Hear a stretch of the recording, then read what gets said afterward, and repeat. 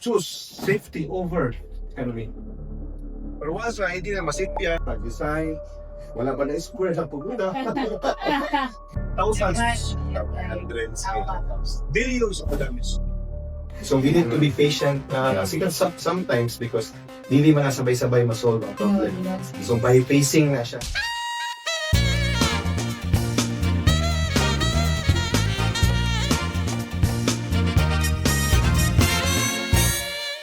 Hey there mga Kasaguriano! Welcome to another episode of Blueprints and Backstories where we go beyond bridges and buildings to explore the journeys of the engineers who built them.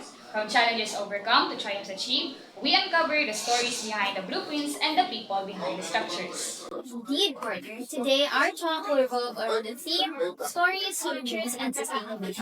And nag-invite sa tao not just one, but two civil engineers whose careers are blueprints of excellence.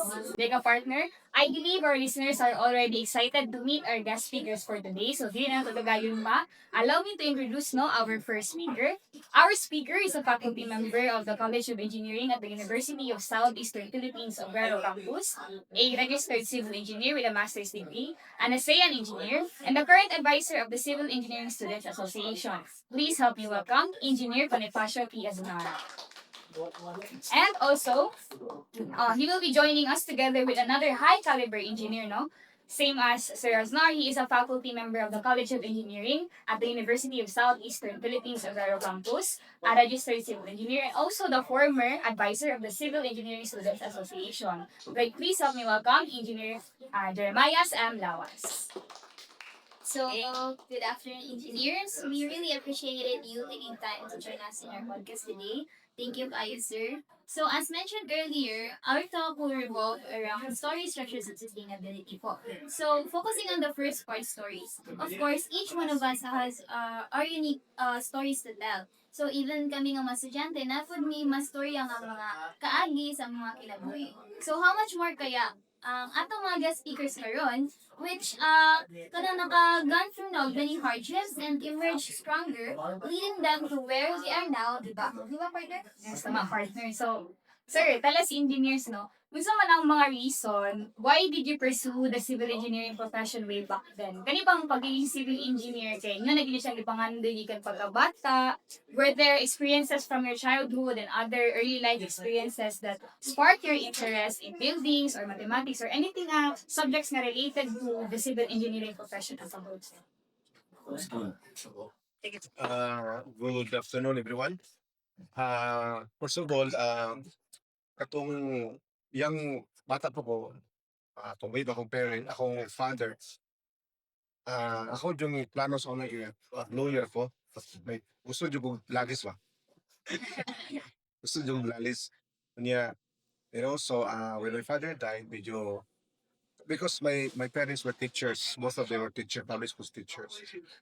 Pagkabata ko papa, medyo nag-down yung ang terms of financial.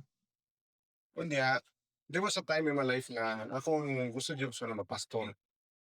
My mother advised me nga, I lang pastor, palang ka, pagpuso lang ka o usa ka kurso, then you can serve God while you have that profession you have.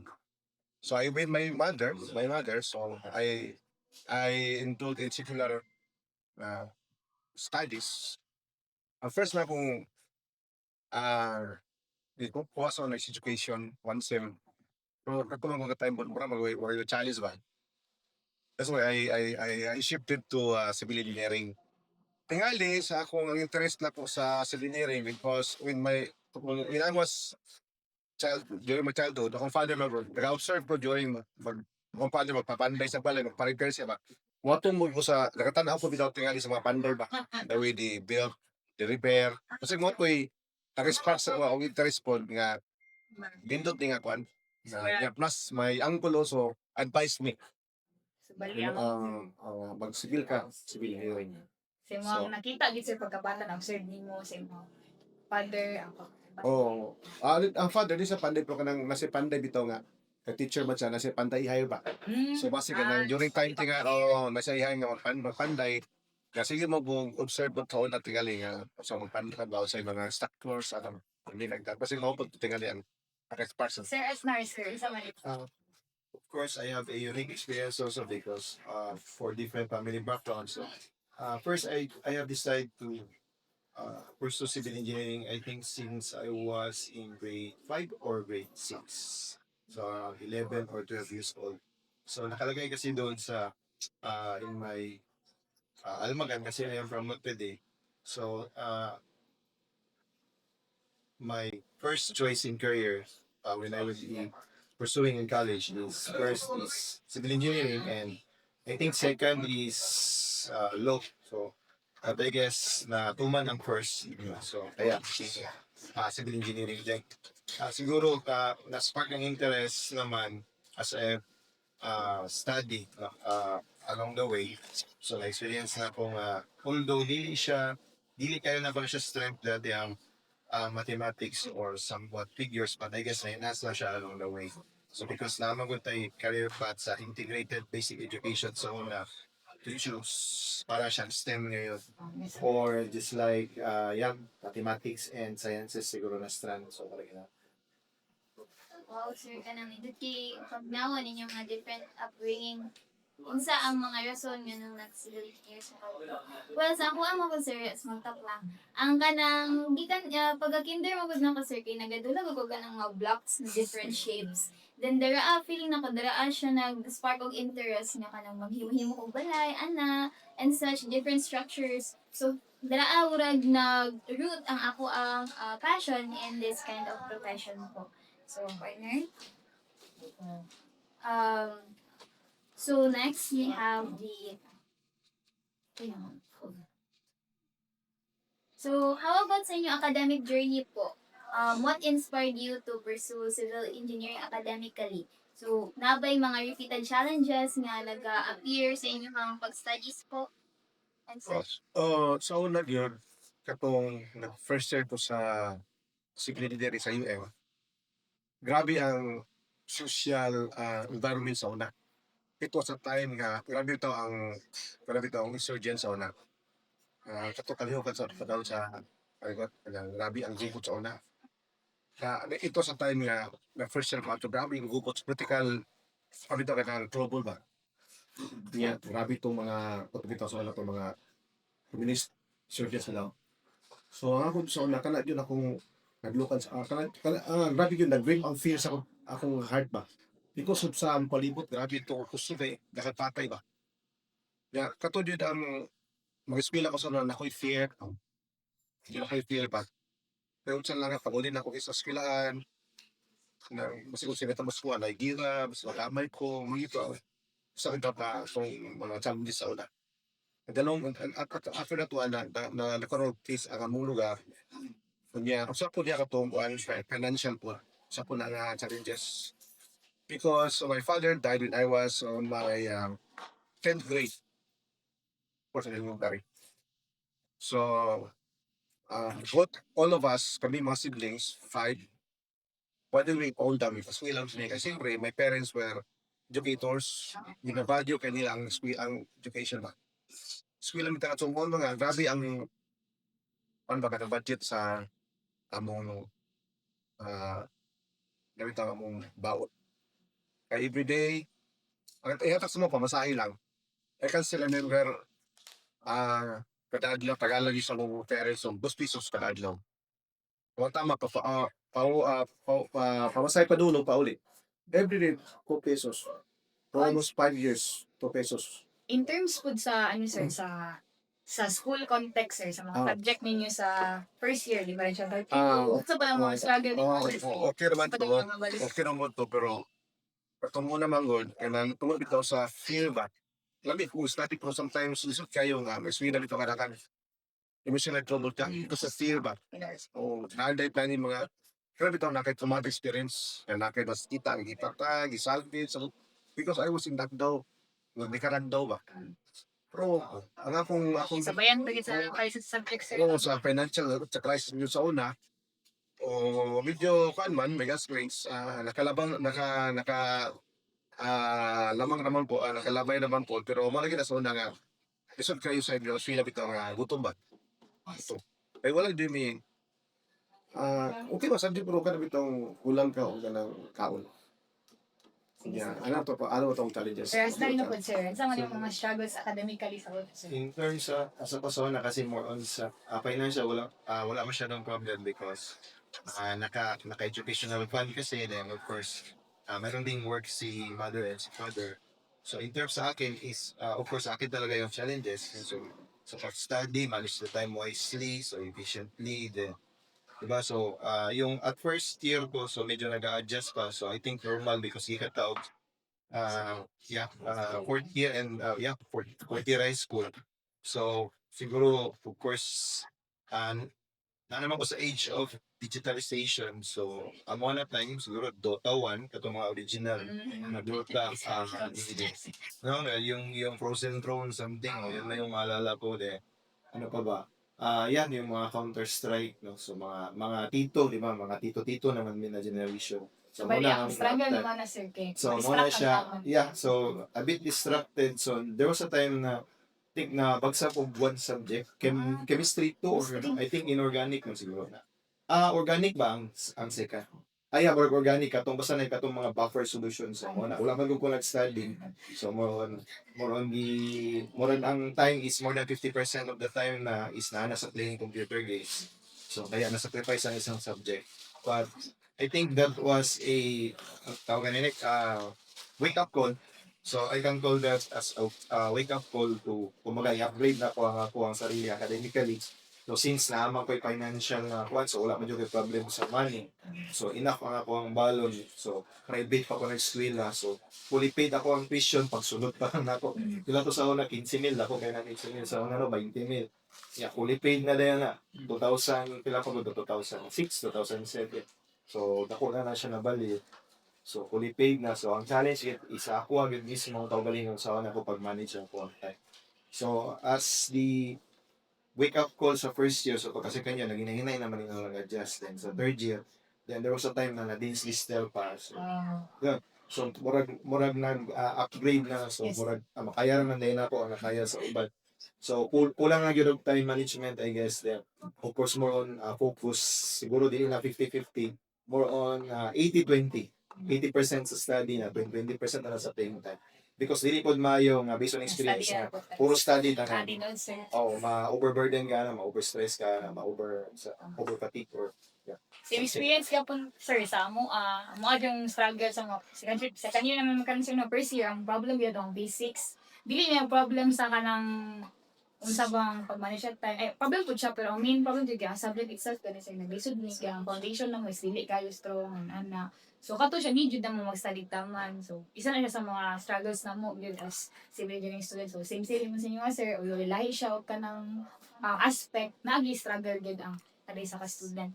So, Kani sir, through this, makita nyo na to nga, even our distinguished engineers kay same lang po sa ato ang students karon, they also face the same struggles and obstacles nga na-face nato karon. So, from hearing their perspectives and experience kay this should be a motivation for us to continue moving forward because the CE dream is worth pursuing amidst the challenges that we are experiencing and we will be experiencing in the near future. So, karon po, sirs, let us move on to our next focus sa podcast, which is the structures. So, ang structures in this context sa among podcast kay nasa two ka meaning po. First is the literal meaning, which is we mean the buildings, the bridges, and the projects na inyo na contribute sa atong society that also drove us to progress. Second is the structure of your belief system and viewpoints sa civil engineering. Kay for sure, nalahi dyan ang inyong paglantaw sa CE, sa CE profession katong students pa mo and karon po nga nana mo sa field. sige, sir. So, sure, dito, sir, nga, sa inyong years of being a civil engineer, nagdagan dyan yung mag-handle ng mga projects, buildings, and everything.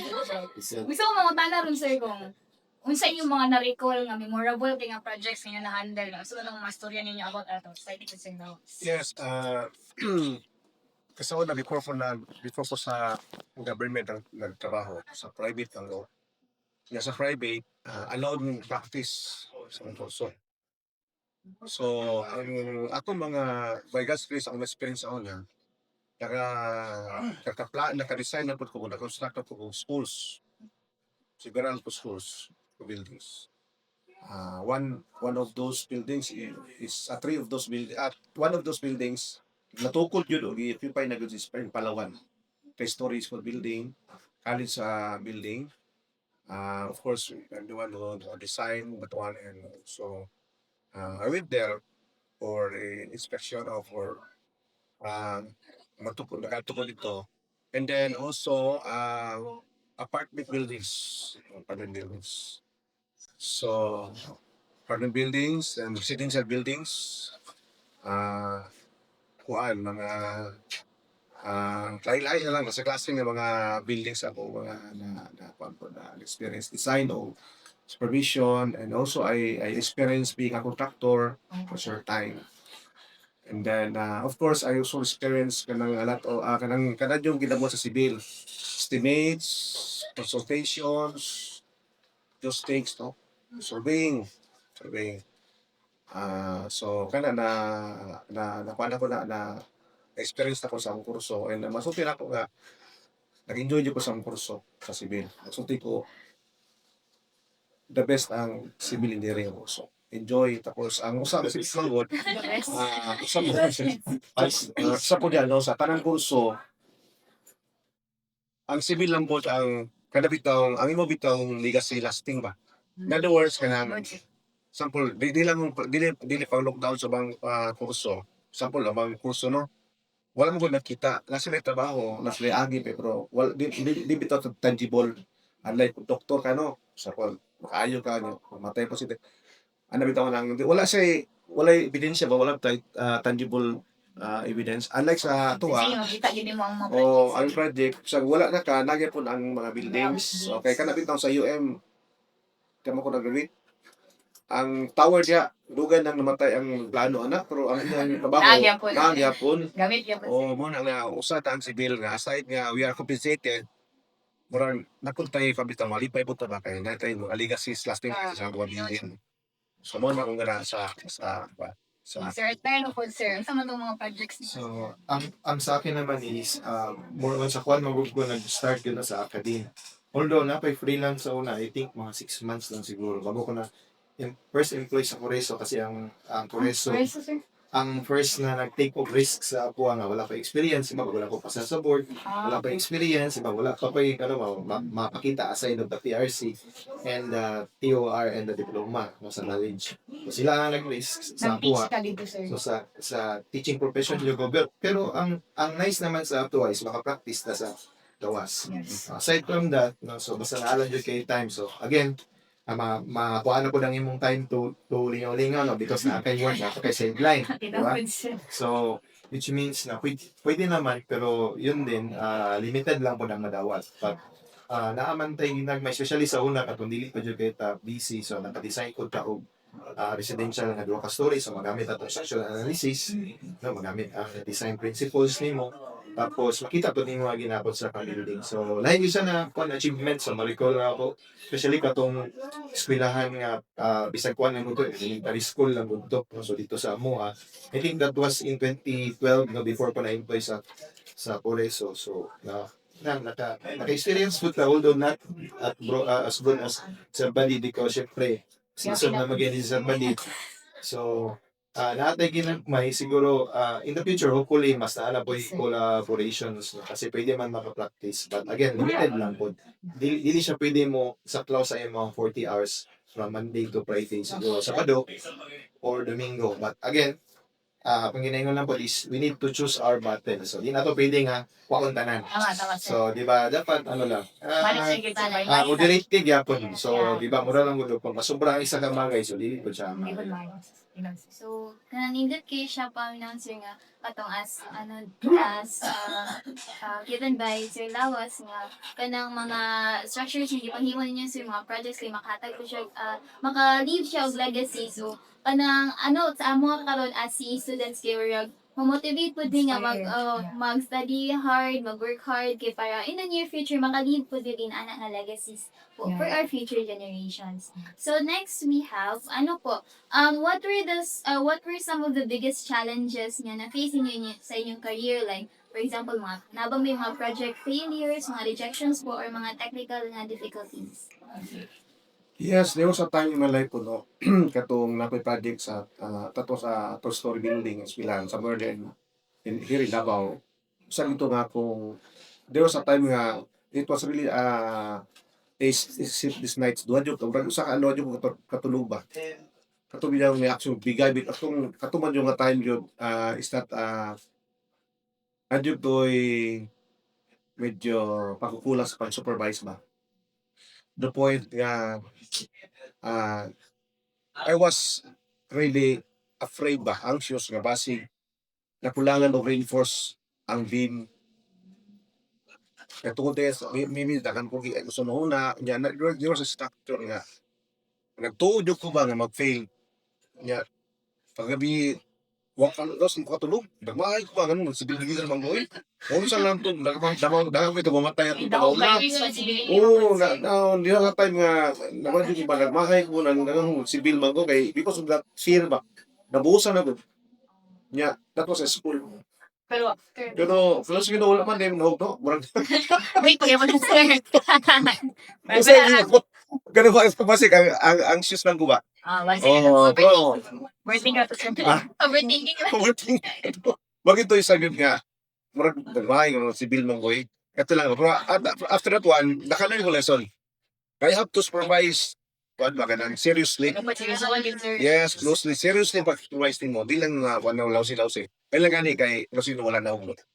Dahil ako yung mga responsibility. Oh, dapat Civil engineers. Civil engineering ang profession. Yes, pan kayo kay dapo po ng civil kay. Pan ba kanang may manda sa una po nako tuy plano nga magpan ko na magtudlo ba kay because they were teachers. Ito mater kako maning civil man kay. Ito katudlo. The people ba this wrong teacher katudlo lang practice. So okay lang approve siya okay. Yung motto I think she has my I have her blessings. Sige kana sa motto na so tama po nakatudlo ko practice po siya. Marami I think their bonds kan tudlo nag-practice po sa mga kurso. Sa imo sir, as sa mga na-experience na mga challenges, mga projects na makinala sir, balak may lunch. So, namin ginag may siguro, of course, at first, get kay Bogin lang lisod, no? Because, medyo, pag first ni mo encounter sa project dahil sa planning, especially sa construction, lahi gito na siya. Lahi ang sa school, di ba? Lahi ang pagplano sa actual, pag-construct yun. So, Bogin na ang first yun nga, pinaka-challenging is your first good na project, no? Because, siyempre, sige na, novice ka pa, so di ka pa kayo kabalo ba, no? So, kailangan pa nimo expert nga mag-check sa imong plano, di ba? So, di pa kayo that confident. And of course, sa supervision, dapat na-adyo ka permanente, di mo pilibiyakan, di ba, no? So, good lang po sir po, kaya nga, po pa rin diyo, pinsan nga, pwede siya i-format, no? If in case nga, nalagi may collaboration, although, big time na po ito siya ron, so, karon kay baliktad na kung kwaon na lang kaniya nga panalangsa. So at least naabot siya so confident ta. Kani mag-usisel mo ra gamot kung naaba ni siya foreman or siya ang supervisor. So at least kung naa kay foreman or kanang expert or mas expert pa sa imo so mas kapande ka nga tama ang pag-layout sa Mag-check imo diba? trabaho sir. Sa footing, di ba? Sa from the excavation, from the footing, from the steel bars, the concrete pouring. So tanan formwork sa nakuha niya tanan.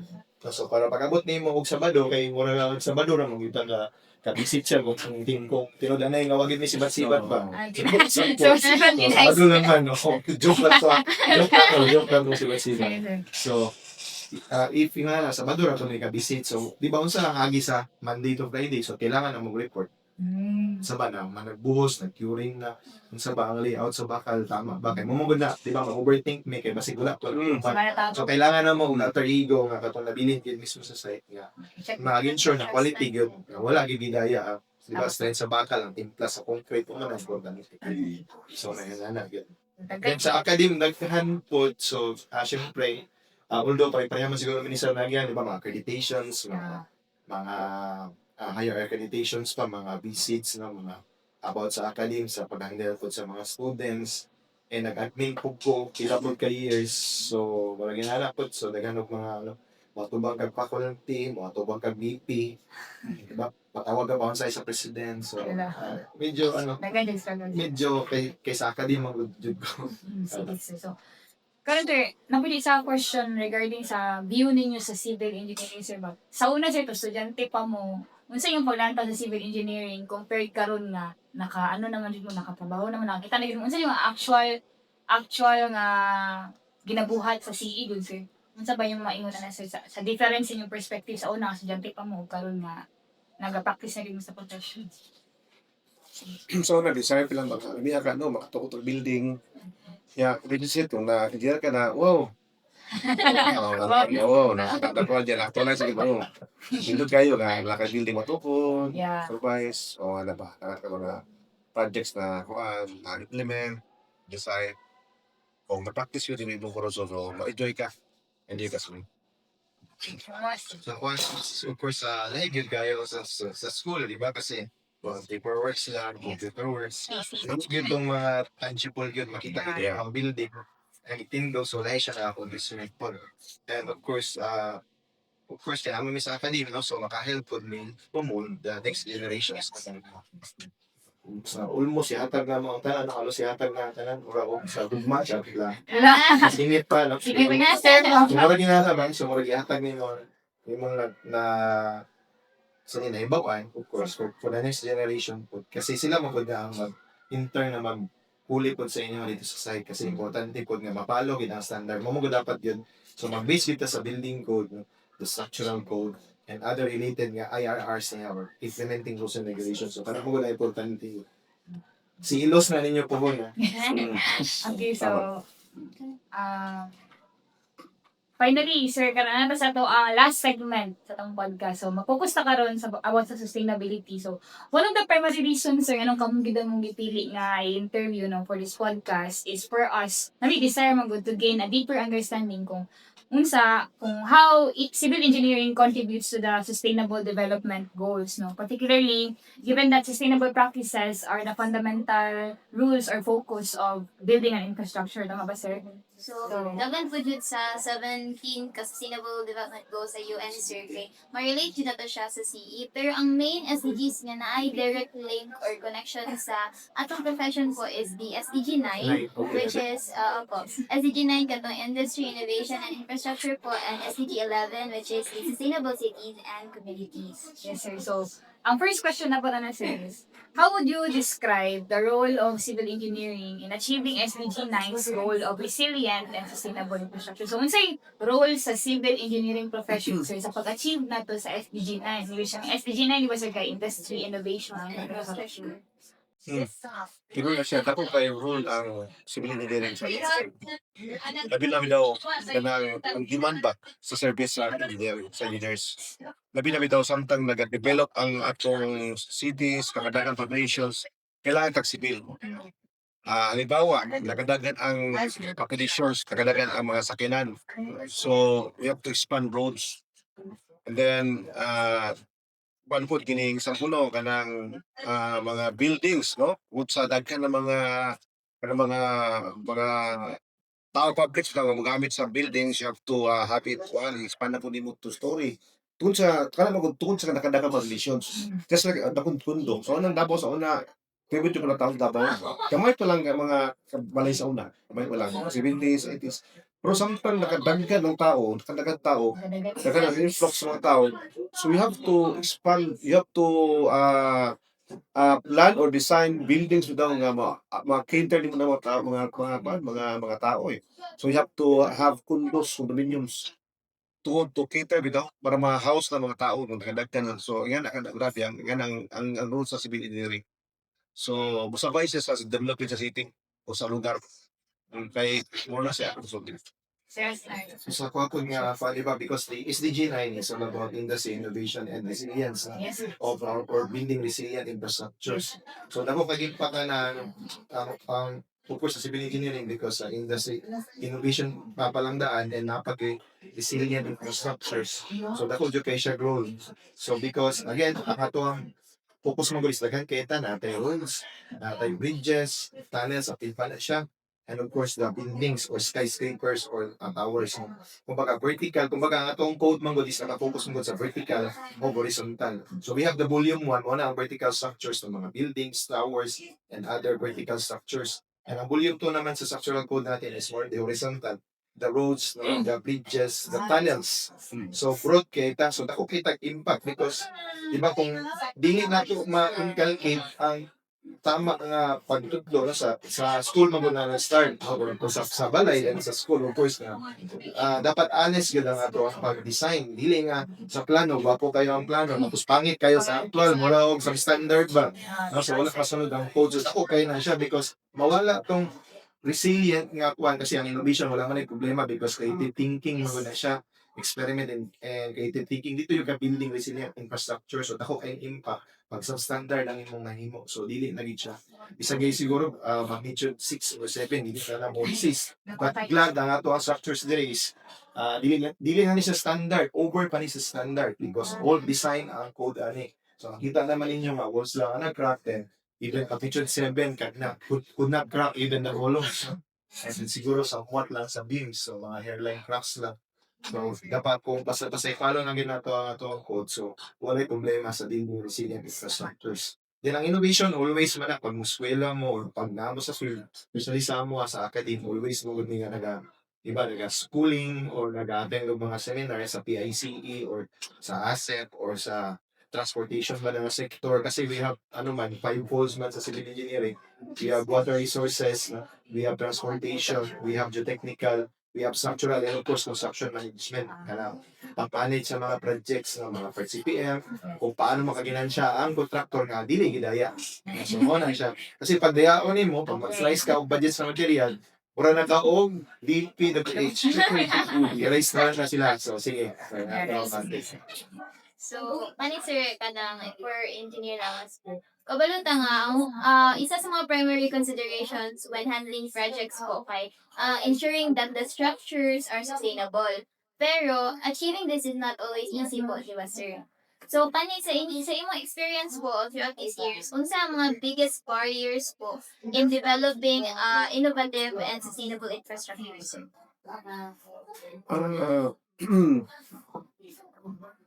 Mga barriers. Sa mga challenges or mga hindrance na encounter ni mo, sir? So far wala pa ako kakantar ana.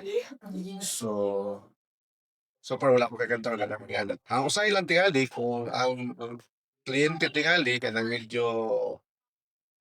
pabitaw ka na bitawng conscious sa mga pabitaw sa economic Tinuod sir. Mas mahalan Financial.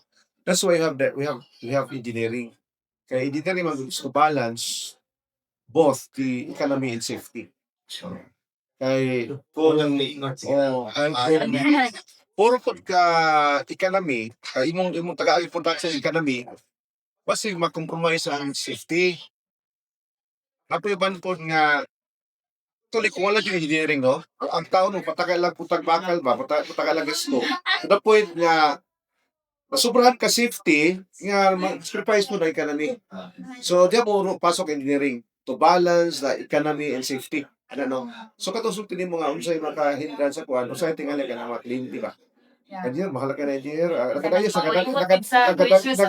council di kuan nga na po engineer mahal na dili pa nang gamay lang ang bakal engineer isa ko na yun sa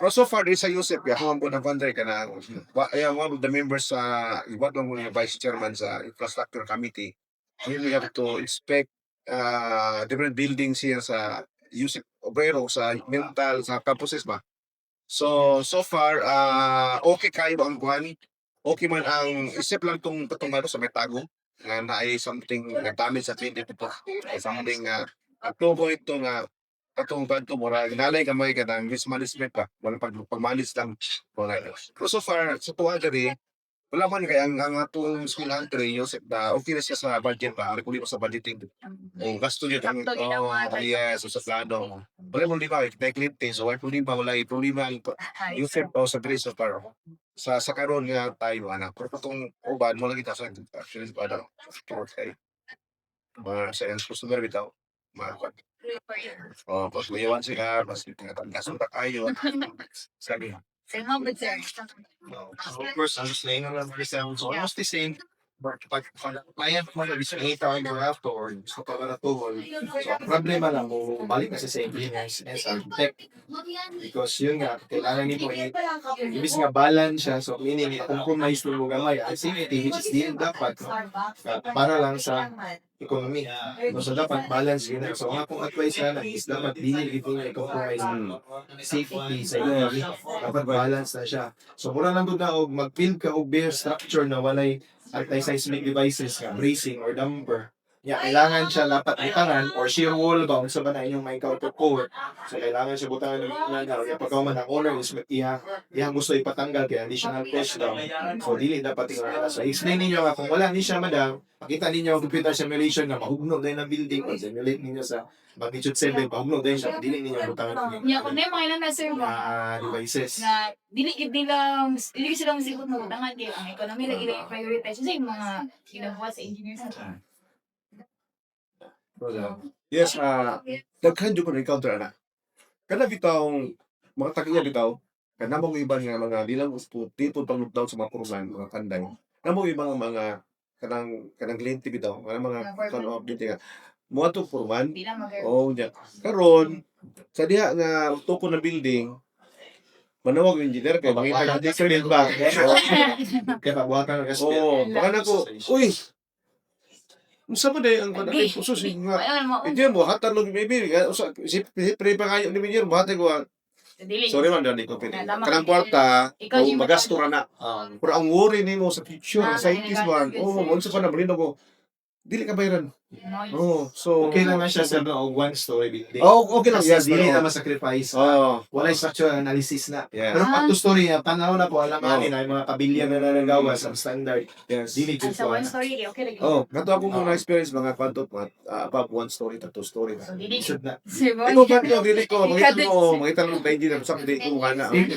Wala po ko 15 kamsers, years ha? ang lifespan Yes. kasi dapat mo stand ang structure Oh. na design in 15 years siya. Oh. So kung na-distorted siya o na-destruction siya in the worst scenario, na wala niya about to 15 years, nakakay liabilities. That's right, you know that. I agree with that. Lisensya na, sir. Yes, na, kaya mo na, puwan ka nang, kailangan daw, ang contractor, ay ganit siya, sa puno, ikaw ang designer, no?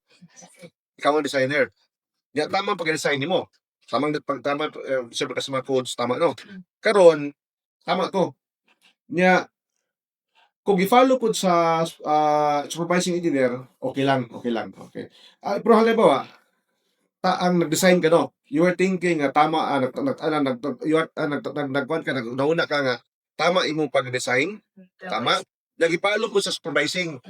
Once ang building pull up within 15 years, or investigate, ikaw ang nag-design, ikaw manubal. Kag-follow naman sa supervising. When you say supervising man god, pwede mo po ikaw ang nag-design, pwede po ikaw mag-supervise. Or pwede po, ikaw, lain ang mag-design, lain po na mag-supervise. The case 2, tama ang pag-design. Wala gipano sa nag-supervise, wala testing of kanang concrete, wala testing of Worst steel. case scenario, substandard Yes, within 15, makulabs kayo na, sila ang manubag ang nag-supervise. Kaya nakita man daan sa bakal, sa strength sa concrete, iba sa mga mixtures, wala pa ginapalo.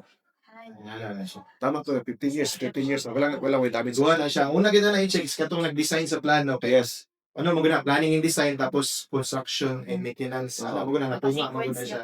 So, katong ang plano, kung nag-design ng mauna, investigate, no, sa COA, kung sa government, sa COA, o sa ICI, di ba? Then pagkakuan siya, kato na pong ang nag-construction na po mismo ang investigate. Kaya wala may nakita ko sa design na palo na Correct. above pa gani sa minimum standard Yeah, kung yeah. anong na-collapse. So, dito ang fault yun sa ikaduwa. Sa katong nag-construct. Okay lang na kung kamo ang nag-design and build, of course, ma-ensure ninyo na quality yun. Kaya syempre, inyo ang mga pangalan. Duha kung kapirma, imo ang pangalan. Inyo Duha ang ang company nga mascot. pangalan. Oh. So, duha ang liabilities ninyo, anay. So, tarong din na ninyo as, of course, as a, kumbaga, integrity and honest Yes. engineer, di ba? Tama. For the company. Imagine, within 15 years, kailangan mo stand within yung structure. Bridge, no? Buildings, towers, na. Ang roads, abot aning roads nila, sir. Dali na mo kayo maguba, sir. Ay. Mga palo, gusto ka lang diapos sa tuwa. Dili Bahala na ka. sila ng roads, tag 6 years lang man, di mo palo. Bahala sila ng ilang roads. Thank you, sir, sa inyong mga answers po. So, through sa inyong mga gipaingon, sir, klaro jud kayo ang link between engineering and sa SDG 19 po. So, now let's proceed sa atong last SDG, which is the SDG 11, sir. So, last SDG na kita, sir. Hapit na kita. So, isa sa mga indicators, di ba, sir, yung makaingon ta nga sustainable, since ang SDG 11 kay sustainable cities and communities man siya, no? Para makaingon ta sustainable yung isa ka city, yung isa ka community, kaya dapat ang mga infrastructure, ana diya, maka-withstand yun siya, example, mga natural disasters, inana. So, para kan sir, daw nga question, sir.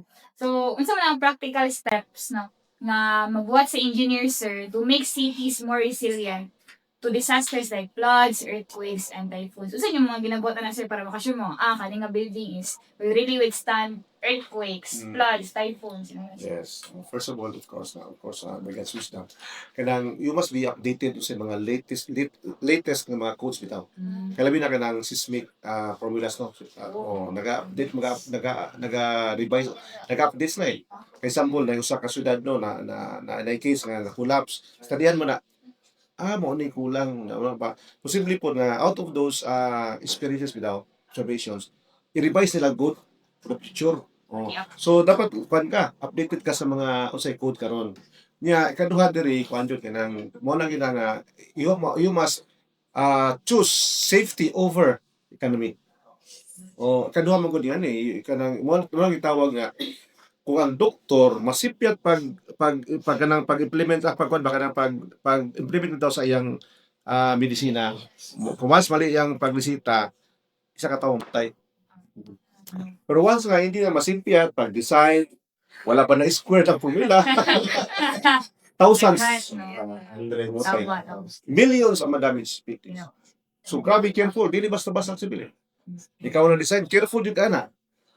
Kay mo lagi na nga grabe ang accountability mo. Di lang sa katawang matay. Sometimes thousands, hundreds. Ikaw parang supervise mo, see to it na tamang supervise mo. So, for Engineer Aznar naman po, talking about sustainability and transportation sensor, kanang nabay mga current engineering practices nga maka-help mitigate sa mga urban challenges like pollution, sir, mga traffic congestion, o mga unsafe na conditions, sir. So, although nga dili ko sa transfer but of course naman po din naman ko background. Yes. Kasi surgeon mo ginang pinaka-modern ng masters. But of course, with regards naman kasi, i-connect mo na to ang buildings and other infrastructures. So, appeal magod ni siya, no? Sa atuang sustainability and of course, ang atuang transportation system. So, kailangan din siya nga of course, studyhan, no? So, traffic analysis from the world of traffic analysis, no? On how to improve the transportation. So, kailangan nato kung di na makaya ang road dispatcher kasi at ang Davao City man din na gid siya pwede. Siguro sa iba maybe sa Tagum, dito sa Davao del Norte, pwede pa no sa Agusan. But dili na ta ka road construction. Mo gud ang first good. Di ba kung pwede pa kay mo man ang pinakasayon. Ang second na is kailangan nimo magbuhat og overpass or underpass. Di ba mo na siya mga alternative route or the coastal road, no? The seaside road, no? Seaside road. Ay sana ng mga roads. Mo na ang mga ang second. Then of course, di ba? Again, underpass, overpass kung pwede. Then of course, the seaside roads. Kasi road pa din yan. No? So, mga kuhan gyapon siya. Although complex siya na road because moagi na magud siya mo lift na magud. So, meaning na kay bridge ana. No? So, mo agi na po ka og bridge engineering design before nimo ma-properly implement ang transportation. Diba? Before nimo ma-reduce ang transportation flow, kailangan ko nimo i-design ang bridge ug karon because kailangan nimo i-follow ang code pasig mahugno pud na og ilinog lang gamay ang imo ang bridge i-condemn na or katong nahimo dito sa last February lang. February mo Valentine's Day ba to or after the Valentine's Day nga nag-collapse yung bridge, no? So na overweight kasi 100 ton, grabe na 100 ton. Murag wala may nga nga bridge na capacity. Murag nga naman sa mga 60 tons niya. Naman ay factor of safety gamay lang. Mga 20 to 30% lang na. So niya niabot og 100,000 or 100k kilograms, no? So dili gina niya makaya ang sustain kaya ang bridge yun so far dito sa Philippines ang design is na sa mga 60. Then i-appeal nimong factor of safety mga 75 tons lang na 100. So automatic di ba di gina niya makaya. So ang last is of course just like the highly urbanized cities mag subway station na ta. Muna ang kakuan sa transportation from the simple compound to complex transportation system. So subway stations para ma-ease gyud na to ang traffic just like diba Singapore, no? Sulay naman po Singapore, then Malaysia, no? So na sila yung mga subway stations. Dili pa gani kayo traffic ang ilang kuan ha. Ang ilang main road, yan nanay subway. Usa na lang diri sa tuwa. So we need those, no? Overpass, underpass, yun mo ana matingala din. Katong bridge sa Samal, then magkauman coastal road o mga seaside road. Then ang last na to is ang subway mo gid ang pinaka. Pero pinakagasto po na. Kasi di ba, from simple katong road expansion to the overpass o underpass, medyo gasto na natin seaside gasto na. Samot na to subway station. Oh, kay moabot na ka na mura ka nag-practice na og mining food kay mo. Ingon na sa bangaga naman isang yuta. So mabuhat na daw dahil lang sa bukid, di ba, or sa lalong sa bukid or sa kilid sa bukid. Tama. Mo na siya kanang kakambal bitaw sa once nga nagadagang tao. Naka-highly urbanized. Yeah. Sa kinan langit Mas complex din ang mga needs na infrastructures. So, thank you, sir, sa inyong mga inputs po. And this brings us to the end of today's episode. So, thank you so much, sir, once again, for generously sharing your expertise and insights sa amuha po. And before we say goodbye, sir, can we have a final message for our listeners po today? Something na reflects on your journey or mga lessons na na-learn ninyo all throughout your mga journey po and experiences along the way, and the vital role of civil engineers which played in building a sustainable future po and advancing the SDG 9 and SDG 11. So first, Yes, first of all, no, you have first talk na si God, na siyang source of wisdom. Then, secondly, aim for excellence. Kung trabaho kayo ta, aim for excellence. And then, kailangan nga service-oriented ta. Ano itong pagbuhat sa mga building, kasada, nang to serve mankind. Okay, muna. Atong aim as a graduate. Muna, in other words, you have to train yourselves. Kailangan you have to study your course. Study yung kurso. Sabtag yun na. So that, pagtrabaho nimo nakay-confidence. Kaya kung lumang ka sa buhaton nimo. So, kanang tuni na imong kuan, imong kurso, imong subject, tuni.